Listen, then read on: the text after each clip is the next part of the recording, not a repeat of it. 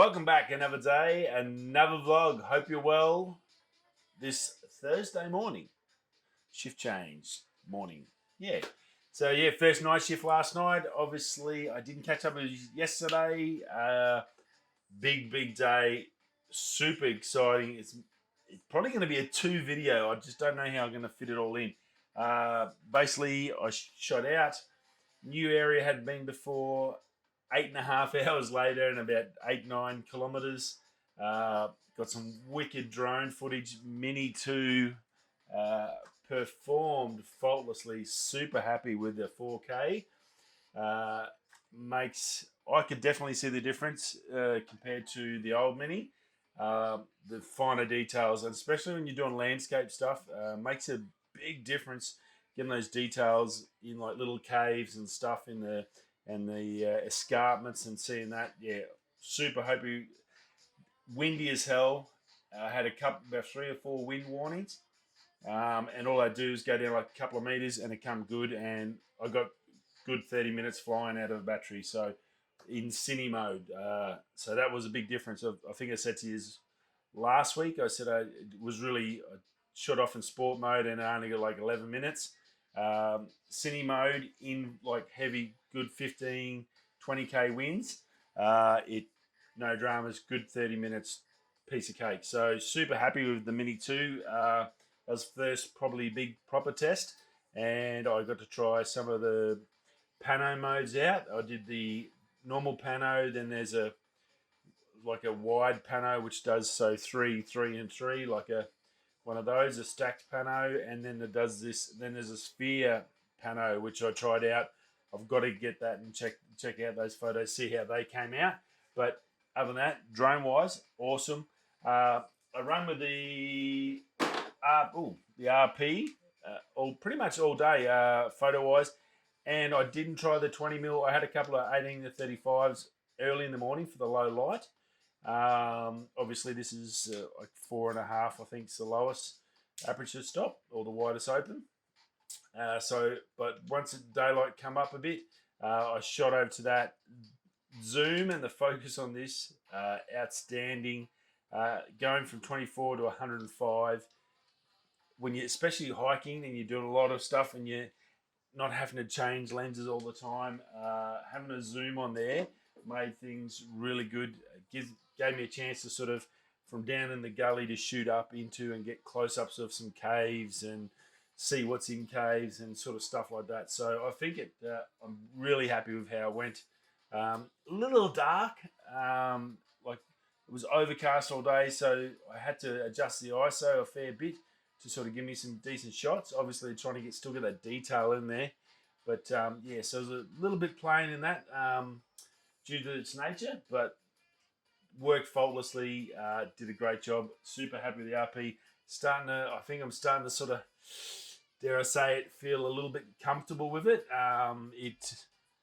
Focus, speaking of focus, it was first couple of goes, I was really like, I don't know what I'm doing, and now I'm sort of feeling a lot better about it. Obviously it's different to the M50 a bit. I think I've said that a few times. But I think it's just got more in there, so it had to be different. There's no way you could have the same setup and not have those extra things in. So the custom modes, super happy about that. Super excited. Having 3 custom modes, I've still got to set up the third one. I've set up 1 and 2. I've got 1 for my just random run and gunning, so 125 of a second, so I can get in focus and just walk around the shoot, and set it at a 5.6, which is a really clean, crisp, mid-range aperture, so it should be all sort of tack sharp focus. My custom mode 2, I've got that set up for astro stuff, so I can basically chuck it on the tripod ready to go, and I think it's set up at like ISO 1600 to start with, and then my normal, and then always low light, so the lowest aperture I can do. So that regards is good. If the M50 had to come out with custom modes when they did that Series 2, I think that alone would have made me upgrade. But there's absolutely no reason to upgrade if you've got an M50 to go to the M52, because there's no benefit. Custom mode, having the custom modes on that dial makes a massive difference when you're running and doing different stuff all the time. So very, very handy. So yeah, shooting wise, awesome. I scaled down a 30-meter waterfall. I found another 3 or 4 waterfalls. I found a swimming pool sized, uh, dried up sort of bottom of a base of a waterfall, but it was 30 meters across, 5 meters deep. Going to be an awesome video. As I said, the drone, some beautiful shots of this escarpment, showing off all the ochre colours in the ironstone. It was a really good day. I had a ball, nice and cool. It rained. I had all my stuff on, my storm tech jacket, waterproof, beautiful. That was gold, dry as anything. My Danas, as per always, awesome. Had to get up thigh high water at the end to climb up a waterfall to get out. And yeah, I washed them after that and dried them out, and they're perfect today. They have copped a flogging.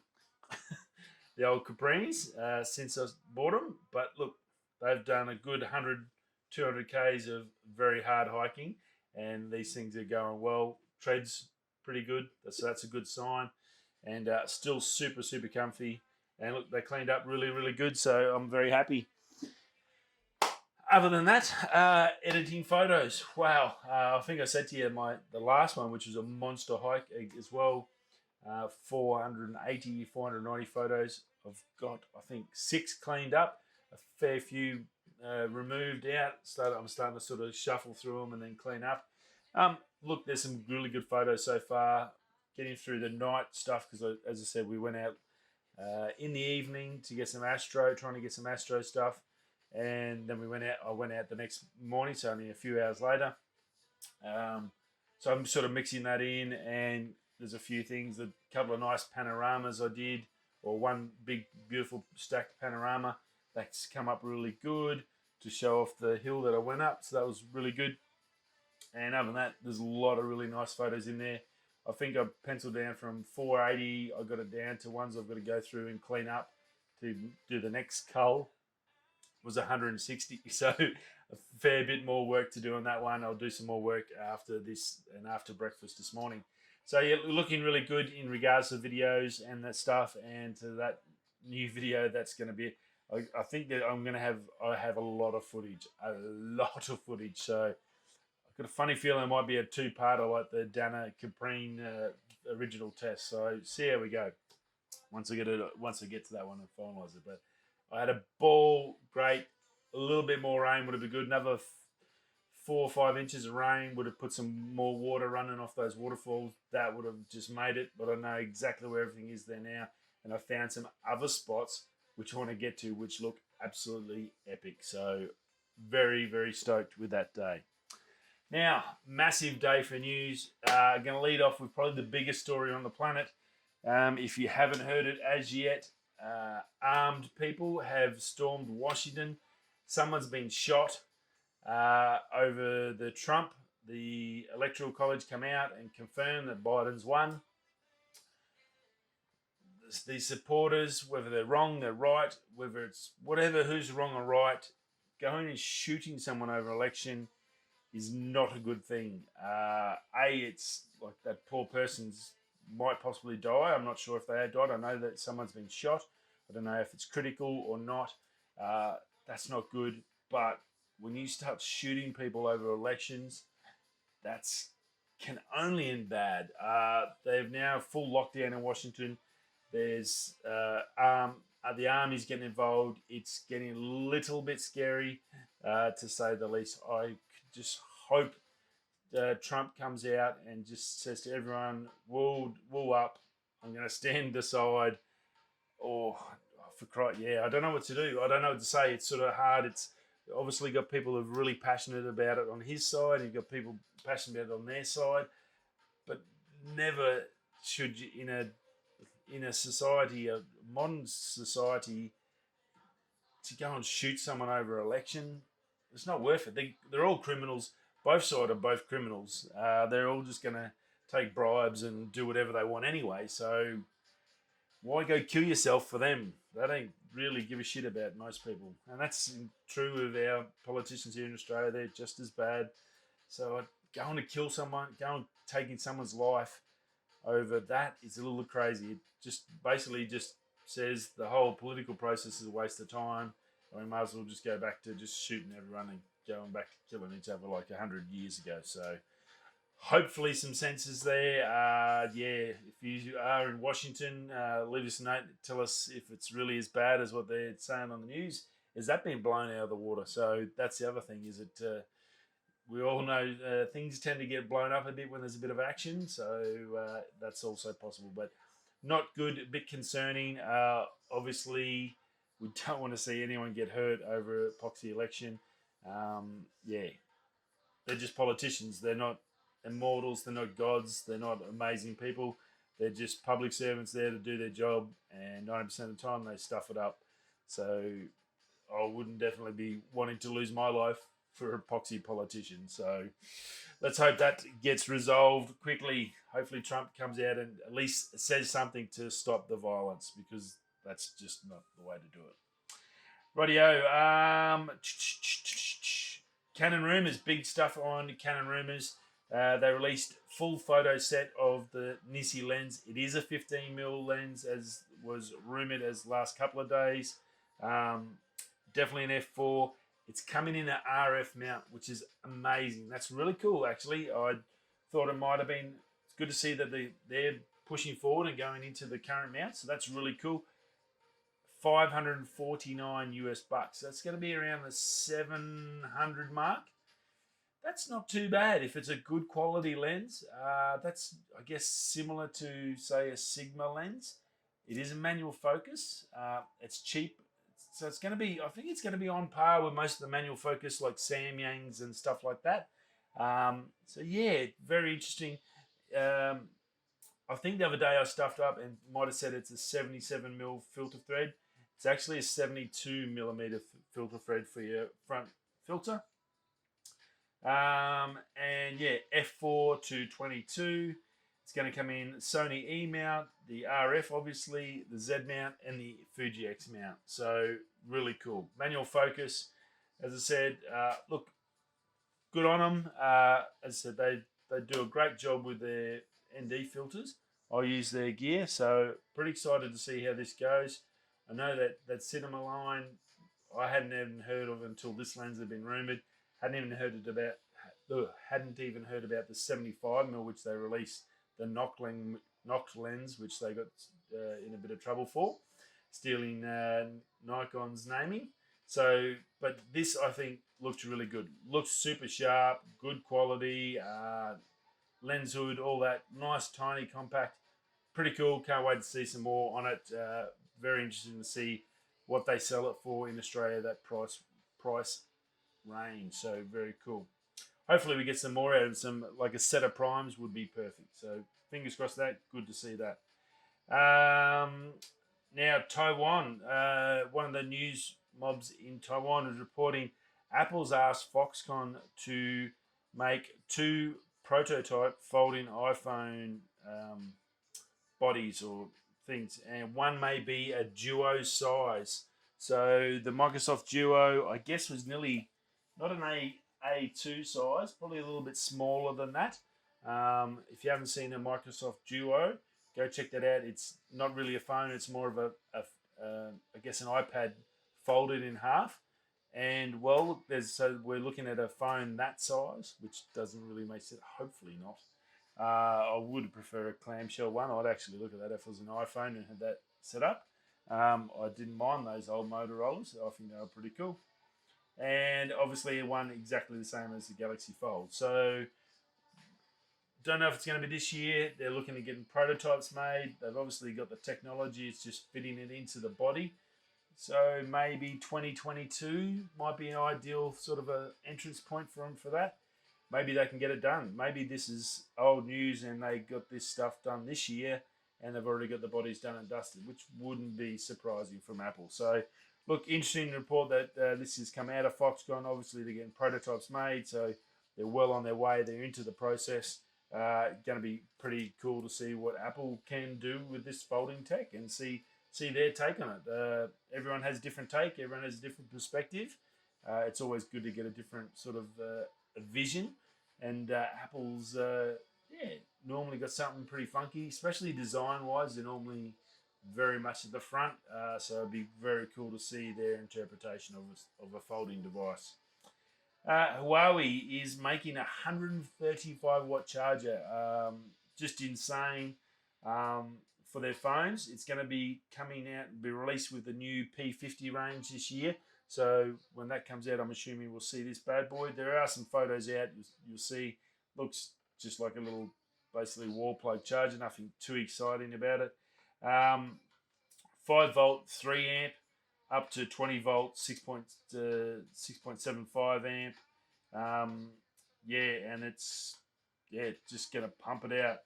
Now, currently, there's one. Oppo's got one, and that's a 125 watt.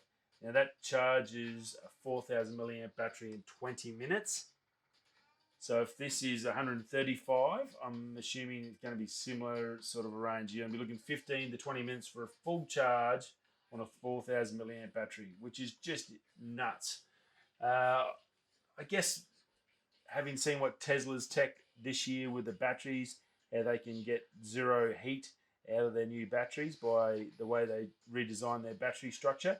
I'm assuming that's how these guys are doing that. So basically, instead of having one entry point coming into your battery, that one copper node coming in, power's got to come in and out of that and flow around to get to that and come in and out.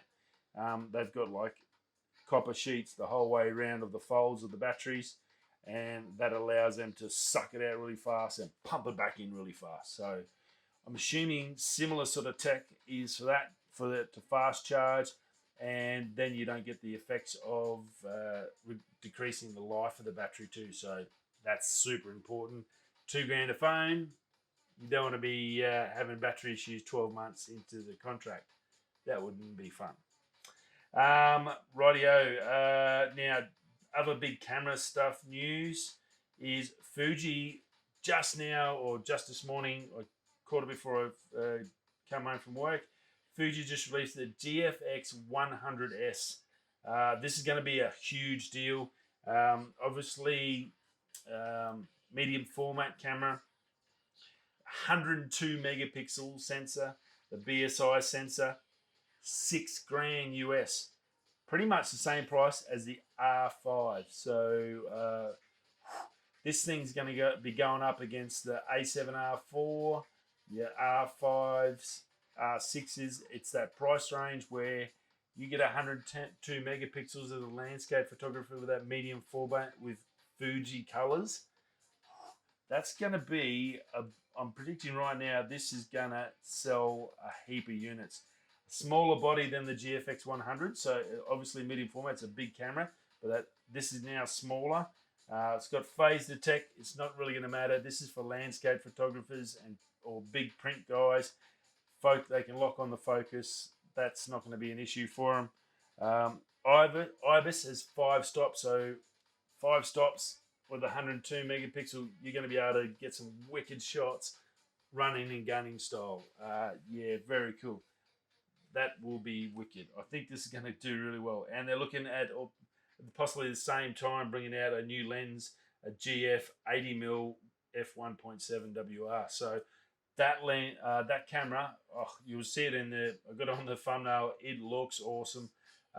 We all know Fuji's colors are pretty darn amazing. All the rest of the stuff, 102 megapixel medium format. This is gonna, for that price. Sounds a lot. That's going to be just under 10 grand, but landscape photographers is going to eat this up at that price. That is, a Fuji bargain.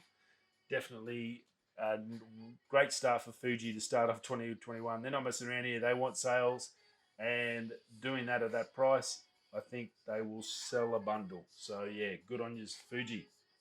And last but not least, a little bit of, I guess, sad or weird or a little bit funny. Alibaba, AliExpress, you would have heard of Jack Ma, billionaire, 58 billion.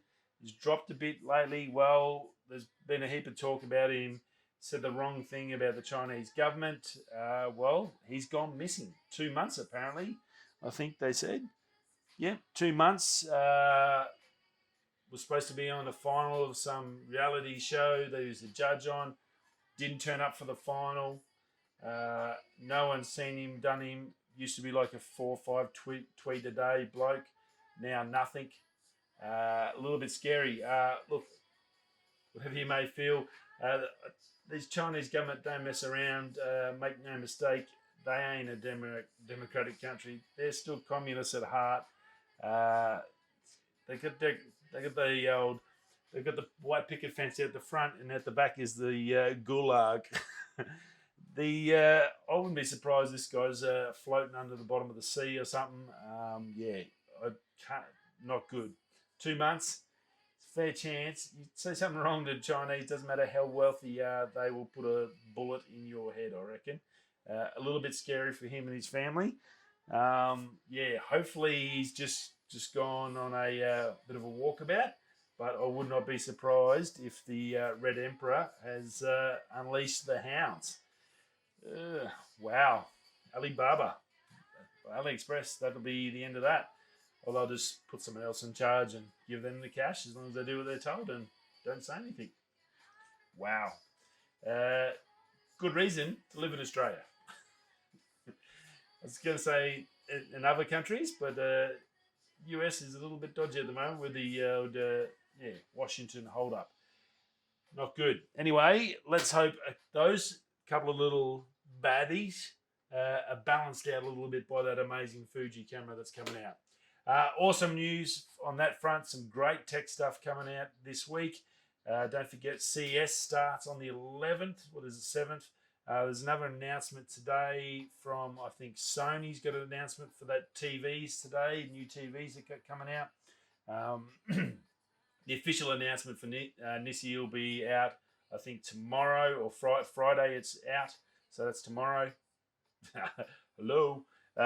So we'll get all that. We pretty much know everything there already. So that's pretty cool. 15mm, going to be a great little lens. So some really good stuff tech-wise there.